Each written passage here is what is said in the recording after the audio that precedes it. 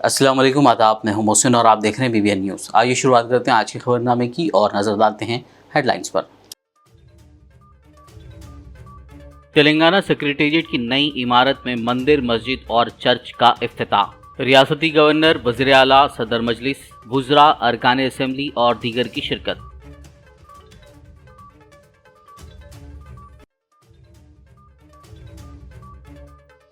मस्जिद के बाजू मंदिर और चर्च तामीर करके तेलंगाना हुकूमत ने मुल्क के लिए एक अच्छा पैगाम दिया है। सेक्रेटेरिएट में मस्जिद की इफ्तिताई तकरीब से CM KCR का खिताब।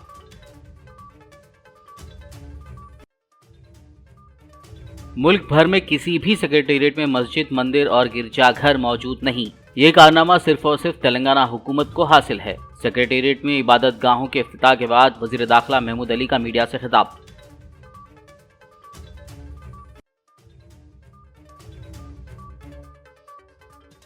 सदर मजलिस असदुद्दीन ओवैसी ने की इंडिया अलायंस पर बात। कहा, मुल्क को BJP और कांग्रेस के अलावा एक तीसरी हुकूमत की है जरूरत।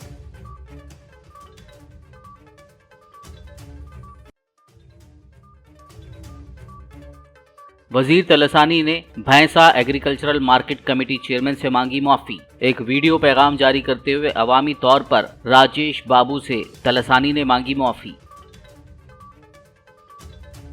और अब खबरों की तफसील। तेलंगाना सेक्रेटेरिएट की नई इमारत में दोबारा तामीर करदा 2 मसाजिद का governor Tamilisai Soundararajan, chief minister K Chandrashekar Rao, सदर मजलिस barrister Asaduddin Owaisi, floor leader Akbaruddin Owaisi के अलावा उलमा इकराम की मौजूदगी में रस्मी तौर पर इफ्तिताह अमल में आया। बाद-ए-आज़ां अहाता मस्जिद में मुनक़्क़िदा तकरीब से खिताब करते हुए CM KCR ने कहा कि बहुत खुशी की घड़ी है, अल्लाह से दुआ है। अल्लाह के दरबार में खड़े होकर बोलना ज़रा डर लगता है, लेकिन मुफ्ती साहब ने कह दिया है कि आपको बात करना है, अच्छी बात है, अच्छी जगह है। अल्लाह ताला से दुआ करते हैं तेलंगाना भर में भाईचारगी बरकरार रहे, इसके लिए हुकूमत की हर कोशिश जारी रहेगी। CM ने कहा कि मैं तेलंगाना और मुल्क के तमाम मुसलमानों को मुबारकबाद पेश करता हूँ। KCR ने कहा कि मस्जिद के बाजू मंदिर और चर्च को तामीर करते हुए तेलंगाना हुकूमत ने मुल्क के लिए एक अच्छा पैगाम दिया है, जिससे फ़िरका वाराना हमांगी को फ़रोग़ मिलेगा, क्योंकि 3 भाई मिलकर सेक्रेटेरिएट में काम करते हैं और मिलकर एक के बाजू एक इबादत भी करने का हुकूमत ने मौका फराहम किया है। इस मौके पर मस्जिद में रियासती तेलंगाना की तरक्की, मुल्क में खुशहाली, भाईचारे के लिए खुसूसी दुआ की गई। इस मौके पर रियासती वुज़रा, अरकान असेंबली, उलमा इकराम और दीगर मौजूद थे। परवरदिगार ये कोशिशों के साथ CM साहब का बड़ा कारनामा मौला कि हर घर को रोशन कर दिया, हर घर में लाइट रेगुलर जारी हो गई। ऐ अल्लाह, इसका बदला अता फरमा, उनकी जिंदगी को रोशन फरमा दे, उनके घर को रोशन फरमा दे, उनको उम्र दराज फरमा, उनको सेहत अता फरमा, उनकी हर मुश्किल में कामयाबियां नसीब फरमा। परवरदिगार तमाम उम्मत मुस्लिमा तेलंगाना की ये हमारे कायदीन और हमारे CM साहब के शुक्रगुजार है कि उन्होंने इतनी वादे की तकमील करते हुए मुकम्मल मस्जिद बनाई है। ऐ अल्लाह, उनके इस वादे की तकमील पर खूब जज़ा अता फरमा दे। ऐ अल्लाह, खूब बदला अता फरमा दे। परवरदिगार हमारी दुआओं को नबी पाक सल्लल्लाहु अलैहि वसल्लम के सदक़े व तुफ़ैल में कबूल फरमा ले। इन्नल्लाह व मलाइकतहु युसल्लूना अलन नबी या अय्युहल्लज़ीना आमनू सल्लु अलैहि वसल्लिमू तस्लीमा।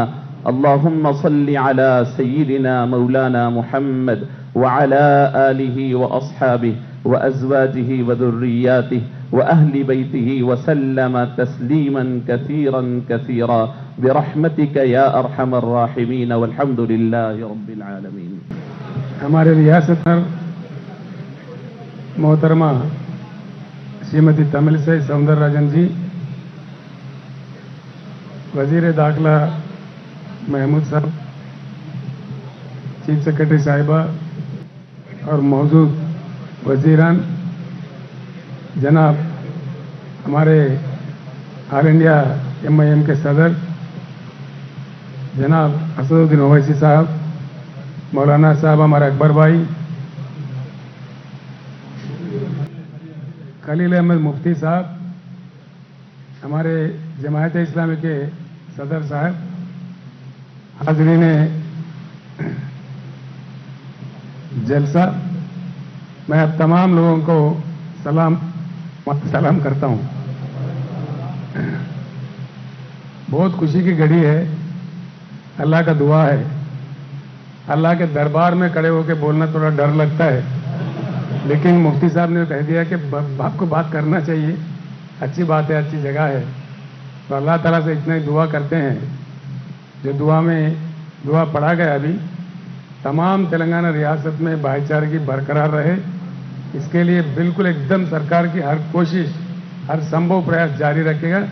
और ये इतना शानदार अच्छा मस्जिद बना, सेक्रेटरीट के जो पहले के मस्जिद थे उससे कई गुना ये बेहतर बना, मुझे बहुत खुशी है इस बात की। तो ये शाही मस्जिद थी, तो ज़माने में उर्दू निज़ाम के लिए बनाया गया था, उसी लाइन में आज बन गया, बहुत ही अच्छी बात हुआ। मैं तमाम तेलंगाना के और हिंदुस्तान के मुसलमान कौम को मुबारकबाद देता हूँ। ऐसी चीज़ हर जगह होना चाहिए, मंदिर भी बनना चाहिए, मस्जिद भी बनना चाहिए, चर्च भी बनना चाहिए। इसका ज़बरदस्त मिसाल हमारा सेक्रेटरीट है, ज़बरदस्त मिसाल है। एक के बाद एक तीन भाई कैसा मिलकर काम कर लेते हैं, अपने अपने इबादत भी कैसे कर लेते हैं और प्यार मोहब्बत से कैसे मिलकर जीते हैं। बहुत बड़ा ज़बरदस्त मिसाल हमने यहाँ खड़ा किया है, सारे हिंदुस्तान भी यहाँ से सीख सकता है। ऐसे माहौल बने रहना चाहिए हमारे रियासत के शांति के लिए, अमन के लिए। अल्लाह से मैं दुआ मांगते हुए मैं रुखसत होता हूँ। जय तेलंगाना। तेलंगाना सेक्रेटेरिएट में मस्जिद के इफ्तिताह से कबल गवर्नर तमिलिसाई सुंदरराजन और वज़ीर आला केसीआर ने सेक्रेटेरिएट के अहाते में मंदिर और चर्च का भी इफ्तिताह किया था। गवर्नर तमिलिसाई की सेक्रेटेरिएट में आज पहली बार आमद पर सीएम केसीआर ने उनका इस्तकबाल किया। बाद-ए-अज़ां उन्होंने नल्ला पोचम्मा मंदिर में इफ्तिताही तकरीब में हिस्सा लिया और फिर गवर्नर और वज़ीर आला ने चर्च का इफ्तिताह करने के लिए केक भी काटा। इस इफ्तिताही तकरीब में रियासती हुज़ा और आला हुक्काम ने शिरकत की। रियासती वज़ीर दाखिला मोहम्मद महमूद अली ने आज जुमे को सेक्रेटेरिएट में मसाजिद के इफ्तिताह के बाद मीडिया से बात करते हुए तमाम मुसलमानों को मुबारकबाद पेश की और कहा कि हुकूमत तेलंगाना ने मसाजिद की तामीर के वादे को न सिर्फ पूरा किया बल्कि शानदार पैमाने पर मसाजिद की तामीर भी करवाई। महमूद अली ने कहा कि मुल्क भर में किसी भी सेक्रेटेरिएट में मस्जिद, मंदिर और गिरजाघर मौजूद नहीं हैं। ये कारनामा सिर्फ और सिर्फ तेलंगाना हुकूमत को हासिल है, जहां पर तीनों इबादतगाहें हुकूमत की जानिब से शानदार तरीके से बनाई गई हैं। मैं समझता हूँ हिंदुस्तान में किसी स्टेट में ये गंगा जमुना तहजीब ने सेक्रेटेरिएट की बिल्कुल दीवार को लगकर मस्जिद बनाई गई। जो साबिक़ा में यहाँ मस्जिद थी उसी मुकाम पर बनाई गई। दो मस्जिदें थे, मस्जिद हाशमी और मस्जिद मोतमदी। उसी तरह मंदिर बनाया गया, उसी तरह चर्च यहाँ नहीं था। सीएम साहब ने कहा कि चर्च भी बनाएंगे। जो लोग सेक्रेटेरिएट आते हैं अगर उन्हें नमाज का टाइम हो तो मस्जिद में नमाज़ पढ़ सकते हैं। अगर किसी को क्रिश्चियन भाइयों को चर्च में जाने की ज़रूरत है तो वहाँ जा सकते हैं। हिंदू भाइयों को मंदिर जाने की ज़रूरत है, क्योंकि लोगों का इत्तेकाद जो होता है अपने खुदा पर होता है। हर मज़हब के लोग मानने वाले हैं, अपने अपने तरीके से इबादत करते हैं। हिंदुस्तान में वाहिद सीएम केसीआर साहब है जो सेक्रेटेरिएट को लगकर तीनों चीज़ें बनाई हैं। उन्होंने बड़ी आलीशान मस्जिद बनाई है, बहुत अच्छी मंदिर बनाई है, बहुत अच्छा चर्च बना है। ये मैं समझता हूँ ये पैगाम हिंदुस्तान में जाना चाहिए। हिंदुस्तान में वाहिद सेक्रेटेरिएट है, तेलंगाना सेक्रेटेरिएट है, जिसके बावजूद तीनों इबादतगाहें सीएम साहब ने तामीर करवाया। हम ऑनरेबल सीएम साहब को बहुत शुक्रिया अदा करते हैं। हम हमेशा कहते हैं कि हिंदुस्तान में नंबर 1 सीएम है तो केसीआर साहब है, और नंबर सेकुलरिज्म है वो तेलंगाना स्टेट में है। आज हम अल्लाह का शुक्र अदा करते हैं। जो मस्जिद बहुत अच्छी तरीके से बनी है। सीएम साहब ने यही एक बात कहा कि जितना पैसा खर्चा करो पर इबादतगाह बहुत अच्छी बनना चाहिए, और बहुत शानदार मस्जिद बनी है। हम सीएम साहब का दिल गहरों से शुक्रिया अदा करते हैं और तेलंगाना के आवाम को दिल गहरों से मुबारकबाद। मजलिस इत्तेहादुल मुस्लिमीन के सदर व हैदराबाद रुकन पार्लियामेंट बारिस्टर असदुद्दीन ओवैसी ने सरहदी मसले पर चीन के सामने सर तस्लीम खम करने का मोदी हुकूमत पर इल्ज़ाम लगाते हुए खुसूसी पार्लियामेंट सेशन का मुतालबा किया। असदुद्दीन ओवैसी ने सर तस्लीम खम करने को शर्मनाक और ख़तरनाक करार देते हुए मुतालबा किया कि हुकूमत कौम को बताए कि उसने चीन के साथ 19 दौरों में क्या बातचीत की। हैदराबाद में पार्टी दफ्तर दारुसलाम में एक न्यूज़ कॉन्फ्रेंस से खिताब करते हुए असदुद्दीन ओवैसी ने सवाल किया कि वज़ीर आज़म मज़ाकरात के लिए चीनी सदर के पीछे क्यों भाग रहे हैं और हुकूमत लद्दाख में जो कुछ हो रहा है उसके बारे में मुल्क को अंधेरे में क्यों रखे हुए हैं। ताहम उन्होंने वाज़ेह किया कि वो जंग की नहीं बल्कि हमारी सरज़मीन की हिफाजत की बात कर रहे हैं। चाइना के शी जिनपिंग के साथ। और फिर पहले कहा गया कि सोर्सेस के तौर पर लीक कर दिया गया कि चाइना बात करना चाहता था। ऑफिशियली एमईए को स्टेटमेंट देना चाहिए था प्रधानमंत्री नरेंद्र मोदी और शी जिनपिंग की ये बातचीत के बाद कि ये बातचीत हुई। चाइनीज फॉरेन मिनिस्ट्री बोलती कि प्रधानमंत्री नरेंद्र मोदी बातचीत करना चाहते थे, और फिर बाद में हम लोग फॉरेन सेक्रेटरी कुछ और कहते हैं। तो हम ये पूछना चाह रहे हैं बीजेपी से, जो भारत में अभी सत्ता में है, कि आखिर क्यों प्रधानमंत्री चाइनीज प्रेसिडेंट के पीछे भाग रहे हैं बातचीत के लिए? आखिर क्यों देश के प्रधानमंत्री देश को अंधेरे में रख रहे हैं कि लद्दाख बॉर्डर पर क्या हो रहा है? आखिर क्या वजह है कि भारत के प्रधानमंत्री की सरकार, नरेंद्र मोदी की सरकार, हमारी बहादुर फौज पर ये प्रेशर डाल रही है कि कोई सोल्यूशन को एक्सेप्ट कर लिया जाए? और वो क्यों नहीं इस बात का इसरार कर रही है कि जो स्टेटस को एंटे था 2020 में, उसको रिस्टोर किया जाए? आखिर क्यों देश की बीजेपी की सरकार चीन की फौज को रिवॉर्ड या इनाम देना चाहती है? पिछले 40 महीने से हमारी बहादुर फौज 50,000 के करीब वहां पर हजारों फीट ऊंचे पहाड़ियों पर बैठकर बड़ी बेबाकी और बहादुरी के साथ चीन की फौज का वहां पर ठहरकर उनसे मुकाबला कर रही है। तो आखिर क्या है कि अगर हमने ये टेरिटरी खो दिया है, हमने भारत की बीजेपी की सरकार चीन के सामने झुक जा रही है, ये बड़ी हमारे लिए बड़ी बेशर्मी की बात है। आखिर क्यों बीजेपी खामोश बैठी हुई है? देखिए, 2000 स्क्वायर किलोमीटर हमने जो खोया है वो बीजेपी की प्राइवेट प्रॉपर्टी नहीं है, वो हमारी देश की जमीन है, हमारी देश की सुरक्षा से उसका अटूट हिस्सा है। इसीलिए हम इस बात का डिमांड करते हैं कि एक स्पेशल सेशन पार्लियामेंट।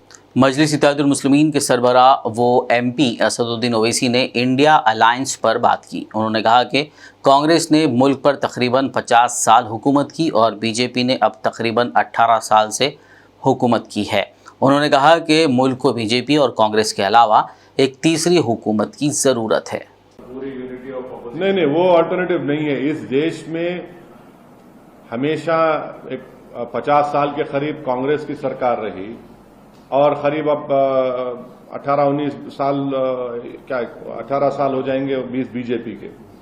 इस देश को एक थर्ड सरकार की जरूरत है जो कांग्रेस और बीजेपी से हटकर रहे, तभी इस देश का कुछ सही मानों में हम लोग कुछ काम कर सकेंगे। तो मतलब आईएनडीआईए जो है जिसमें कांग्रेस पार्टी है, तो आप ये कहना चाह रहे हैं कि वो नहीं होना चाहिए? देखिए, जब कांग्रेस की ही सरकार थी तो यूएपीए को मजबूत किया गया और कांग्रेस की ही सरकार में क्या क्या नहीं इस्तेमाल किया गया था। कांग्रेस की सरकार में जगन मोहन रेड्डी को जेल में डाला गया।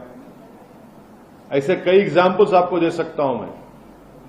और फिर यही भी कांग्रेस ने जुलाई 2019 में यूएपीए कानून में बीजेपी को लोकसभा राज्यसभा में सपोर्ट किया और उसकी वजह से आज कई भारत की जेलों में लोग तड़प रहे हैं, सड़ रहे हैं जेलों में। 3-3, 4-4 साल से बेल नहीं हो रही उन लोगों की, बेल नहीं हो रही उन लोगों की, क्योंकि कांग्रेस ने सपोर्ट किया उस यूएपीए के कानून को।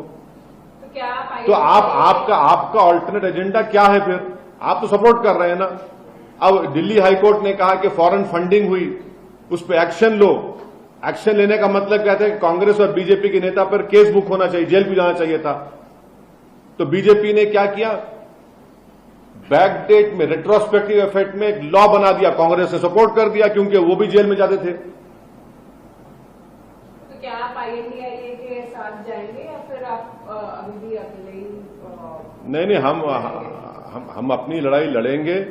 वो बड़े चौधरियों का क्लब है, उसमें एक एलीट किस्म के चौधरी बैठे हैं, तो हमारा उससे क्या ताल्लुक? वो तो हमको गाली देते हैं, वो तो हमको कुछ और समझते हैं। तो हम तो यही कोशिश करेंगे। देखिए, उस अलायंस में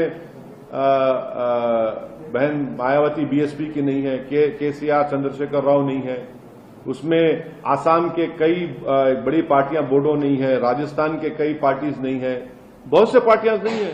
हल्के कारवान से मजलिसी रुकन असेंबली कौसर मोहिउद्दीन ने आज जुमे को जीएचएमसी डिप्टी ईई रामकृष्णा और एई वेंकटेशैया के साथ अल हसनात कॉलोनी में क्रिकेटर सिराज की रिहायशगाह से वीडीसीसी रोड की असर नौ तामीर का मुआयना किया और NSF colony, Kausar bakery, Nadeem colony, Umar function hall, Baghdad colony और अतराफ व अकनाफ में जारी बॉक्स, ड्रेन व दीगर तरक्याती कामों का मुआयना किया। इस मौके पर रुकन असेंबली कौसर मोहिउद्दीन ने मुताल्लिका अहदेदारों को कामों में तेज़ी लाने की हिदायत दी। इस दौरे के मौके पर मजलिस पार्टी कॉरपोरेटर्स मोहम्मद नसीरुद्दीन, हारून फरहान, बदरुद्दीन और सरगर्म कारकुनान मौजूद थे।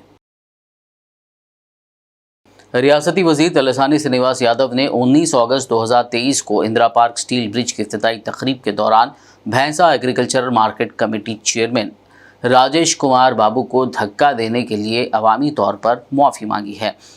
उस वक्त का एक वीडियो वायरल हो गया जिसमें देखा जा सकता है कि वज़ीर तलसानी बाबू को पकड़ते हैं और धक्का देते हैं। वज़ीर तलसानी के इस अमल ने क़बायली बिरादरियों में ख़ास तौर पर बाबू के आबाई ज़िले में नाराज़गी का बाइस बना। बहुत से लोगों ने मुआफ़ी का मुतालबा किया था क्योंकि वो इसे क़बायली रहनुमा की बेइज्जती के तौर पर देख रहे थे। बढ़ते हुए एतराज़ात के जवाब में वज़ीर तलसानी ने चेयरमैन बाबू को मुआफ़ी मांगने के लिए फ़ोन किया। बाद एक वीडियो जारी करते हुए अवामी तौर पर भी उनसे मुआफ़ी मांगी। వాళ్ళ గొంతుగా బట్ ఆ రోజు అన్ఫార్చునేట్ అనుకోకుండా జరిగినటువంటి సంఘటన బట్ ఒక మన ఎయిమ్స్ చైర్మన్ మరి రాజేష్ బాబు గారే కాదు ఎవరున్నా కానీ అది పొరపాటు జరిగింది నా వలన అని చెప్పి నేను ఈ సందర్భంగా తెలియజేస్తున్నా। నేను వెంటనే దండవిఠల్ గారు మాట్లాడారు, ఏఎంసీ చైర్మన్ గారు మాట్లాడారు, మరి అదేవిధంగా మంత్రి గారు ఇంద్రకరణ్ రెడ్డి గారు మాట్లాడారు, మరి అదేవిధంగా వేణుగోపాలాచారి గారు కూడా మాట్లాడారు। రెండోది అక్కడ జరిగినటువంటి సంఘటన ఓకే, అక్కడ వారి మనోభావాలు మరి దెబ్బతిన్నాయి అనే విధంగా వాళ్ళు బాధపడుతున్నటువంటి నేను చూసిన। అదేవిధంగా ఉస్మానియా యూనివర్సిటీలో మరి విద్యార్థులు కూడా బాధపడ్డారని చూసిన। నేను మీ అందరికీ నేను క్షమాపణ చెప్తున్నాను। దీంట్లో భేషజాలం పోవలసినటువంటి అవసరం నాకు లేదు, పొరపాటు జరిగింది। ఒక రాజేష్ బాబే కాదు, నేను ఆ జాగాలో ఎవరున్నా కానీ ఆ నెట్టేసేటువంటి కార్యక్రమం నా లైఫ్ లో నేను ఎప్పుడు చేసినటువంటిది కాదు। అది నా కాలు మీద ఆ షూతో తొక్కడం మూలాన, ఆ బ్లడ్ రావడం మూలాన, ఆ నొప్పితో జరిగినటువంటి సంఘటన తప్ప వేరేది కాదు। మీరు దయచేసి అన్నదిగా భావించొద్దు। కాబట్టి నేను ఒక్క రాజేష్ బాబుకే కాదు, గిరిజన సమాజానికి కూడా నేను క్షమాపణ చెప్తా। రెండోది, నేను పేద అట్టడుగునున్నటువంటి బడుగు బలహీన వర్గాలు, దళితులు కానివ్వండి, గిరిజనులు కానివ్వండి, మైనార్టీలో కూర్చుకంటే మన వాళ్ళు ఇబ్బంది పడితే నేను ఏ రోజు కూడా సాధించేటువంటి పరిస్థితి లేదు। కాబట్టి మీరు అన్నదిగా భావించొద్దు। నేను వెంటనే వెరీ నెక్స్ట్ డే నాకు తెలిసిన వెంటనే నేను వారితో ఫోన్ కూడా మాట్లాడినా। కాబట్టి మీరు దయచేసి బాధపడకండి। Thank you. खबरनामे में फिलहाल लेंगे एक ब्रेक, मुलाकात होगी इस छोटे से ब्रेक के बाद।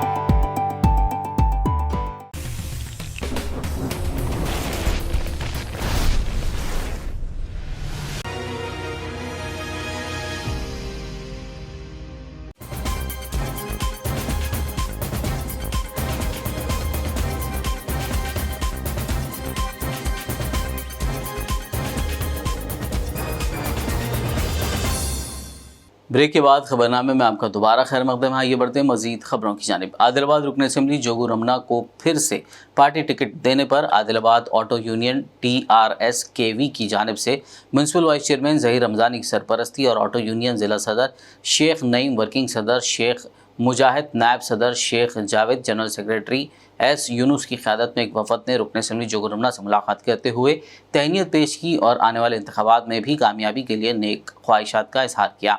वफद में शेख असलम, सिद्धार्थ काम्बले, शेख रहीम, हाजी बाबू, बाबू शाह और दीगर मौजूद थे।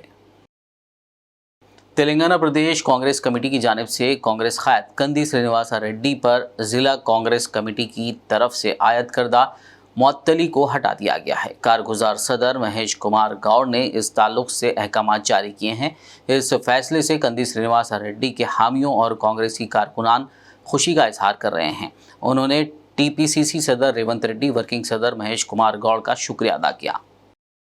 2.5 సంవత్సరాల నుంచి కంది శ్రీనివాసరెడ్డి గారు అనే వ్యక్తి ఆదిలాబాదు నియోజకవర్గ ప్రజల గుండెల్లో ఆదిలాబాదు నియోజకవర్గ సమస్యల మీద పోరాటం చేస్తూ ప్రభుత్వం మీద తప్పులను ఎత్తి చూపుతూ మరి ఇక్కడ ఉన్నటువంటి పాలకుల చేస్తున్నటువంటి ఆక్రమణలు ఎత్తి చూపుతూ ఒక యువకునిగా ఒక విద్యావంతునిగా ముందుకోతున్నటువంటి సందర్భంలో మరి ఆ రోజు కూడా బీసీ సమావేశానికి మరి మేమందరం కంది శ్రీనివాసరెడ్డితో పాటు ఇక్కడ ఉన్న వారందరం మేము వెళ్ళడం జరిగింది.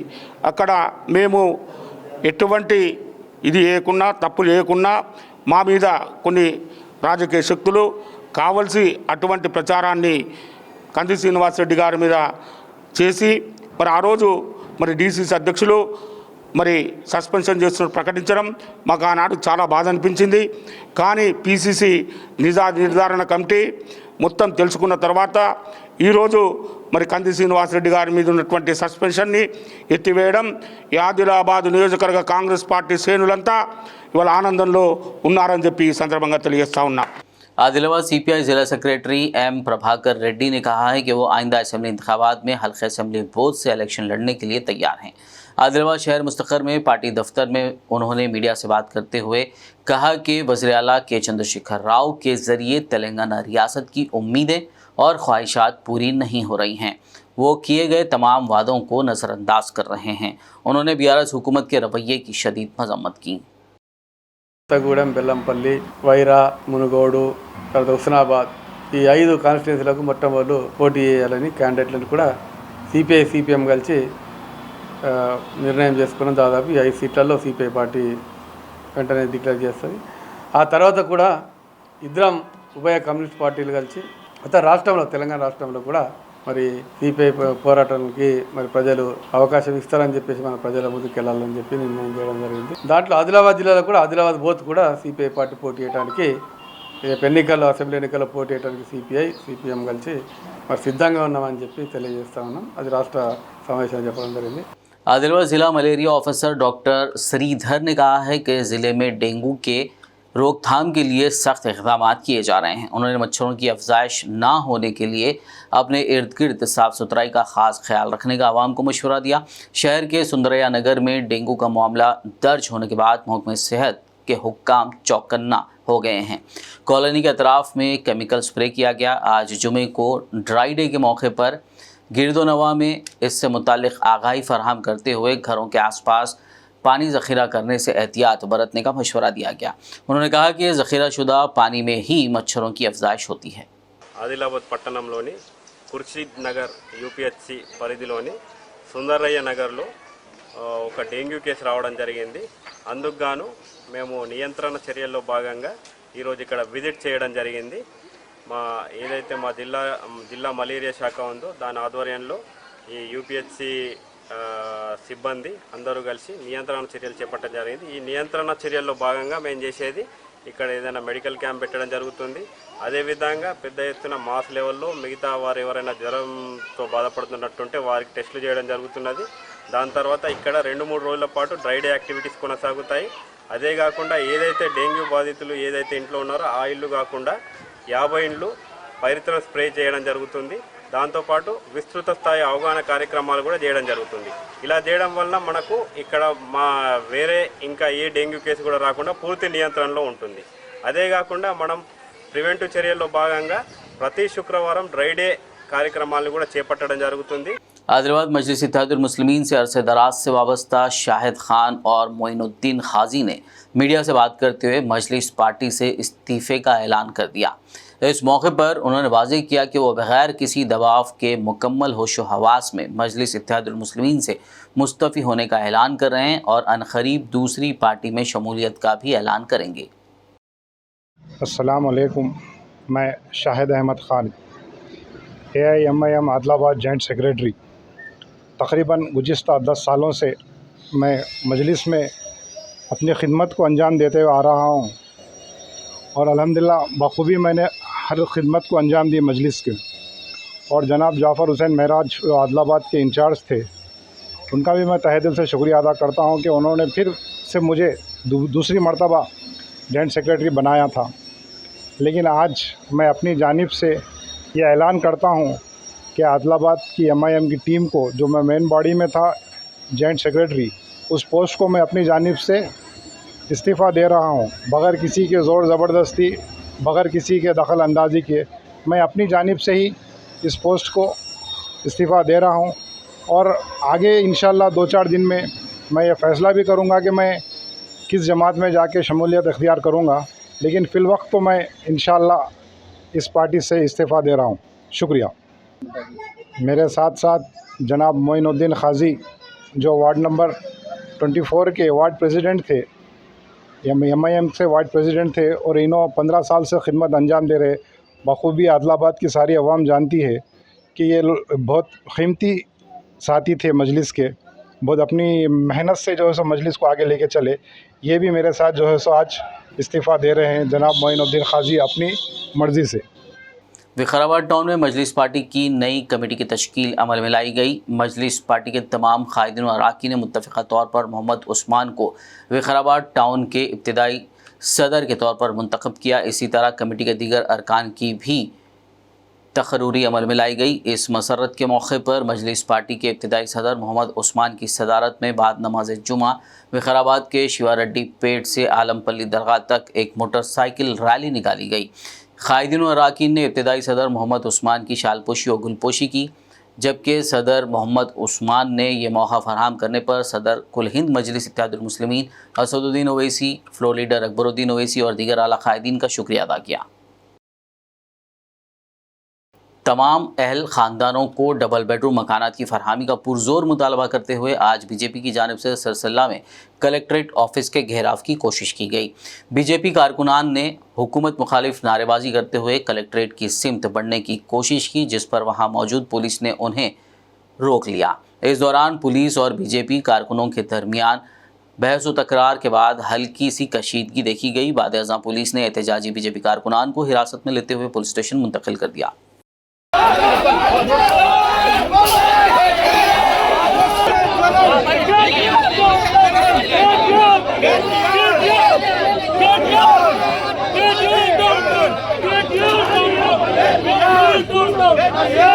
तेलंगाना के शहर बोधन में वाक़े मारूफ दरगाह सैयद शाह जलाल बुखारी रहमतुल्लाह अलैह के सेरोज़ा उर्स तकारीब के ज़िमन में पोस्टर की रस्म इजरा अमल में लाई गई। इस मौके पर सदर इंतज़ामी कमेटी इब्राहिम खान ने बताया कि दरगाह का 666 साला उर्स का आगाज़ 2 सितंबर 2023 से होगा। उन्होंने मज़ीद बताया कि उर्स शरीफ के ज़िमन में 28 अगस्त को तलबा और तालिबात के लिए क्विज़ कॉम्पिटिशन मुनक़्क़िद किया जा रहा है। इस कॉम्पिटिशन में कामयाब होने वाले तलबा और तालिबात को इनामात से नवाजा जाएगा। इस मौके पर सज्जादा नशीन दरगाह शरीफ सैयद अहमद अब्दुल मुख्तदिर, यूनुस पटेल, मोहम्मद मुकरम अहमद, कलीम रज़ा, सना पटेल, रहीम खान, जाकिर हुसैन व दीगर मौजूद थे। हज़रत सैयद शाह जलाल बुखारी रहमतुल्लाह अलैह का इश्तिहार रिलीज़ किया गया है। इसी के साथ साथ आज जो है सो कमेटी के लोग तमाम यहाँ पर आए हैं। हमारा 1 सितंबर बरोज़ गुसूल शरीफ रहेगा। मगरिब के बाद ऐशा मुशायरे का प्रोग्राम रहेगा। 2 सितंबर संदल हज़रत सैयद शाह जलाल बुखारी रहमतुल्लाह अलैह के हज़रत सैयद शाह जलाल बुखारी रहमतुल्लाह अलैह के सज्जाद नशी के घर से ठीक 9 बजे संदल लिगलिंग का गश्त करते हुए दरगाह पहुँचेगा। 3 सितंबर बरोज़ चिरागा रहेंगे, जिसमें मशहूर व मारूफ खवाल हबीब अजमेरी और ज़ेबा नाश तशरीफ़ ला रहे हैं। और 4 सितंबर बरोज़ पीर जश्न समा की महफिल रहेंगी। अब तमाम से शिरकत की ख्वाहिश की जाती है। आखिर में एक नज़र हेडलाइंस पर। तेलंगाना सेक्रेटेरिएट की नई इमारत में मंदिर, मस्जिद और चर्च का इफ्तिताह। रियासती गवर्नर, वज़ीर आला, सदर मजलिस, वुज़रा, अरकान असेंबली और दीगर की शिरकत।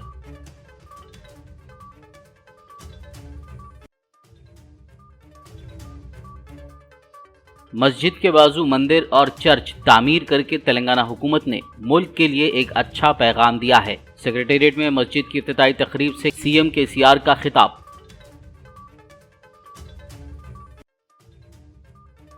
मुल्क भर में किसी भी सेक्रेटेरिएट में मस्जिद, मंदिर और गिरजाघर मौजूद नहीं। ये कारनामा सिर्फ और सिर्फ तेलंगाना हुकूमत को हासिल है। सेक्रेटेरिएट में इबादत गाहों के इफ्तिताह के बाद वज़ीर दाखिला महमूद अली का मीडिया से खिताब।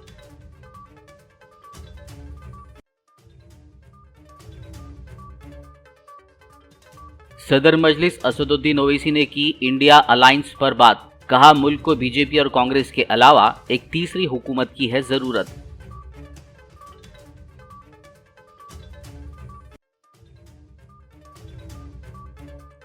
वजीर तलसानी ने भैंसा एग्रीकल्चरल मार्केट कमेटी चेयरमैन से मांगी माफी। एक वीडियो पैगाम जारी करते हुए अवामी तौर पर राजेश बाबू से तलसानी ने मांगी माफी। खबरनामे में फिलहाल बस इतना ही। ताज़ा तरीन अपडेट्स के लिए देखते रहिए PBN न्यूज़। यूट्यूब और फेसबुक पर मौजूद हमारे वीडियोस को लाइक और शेयर जरूर कीजिए।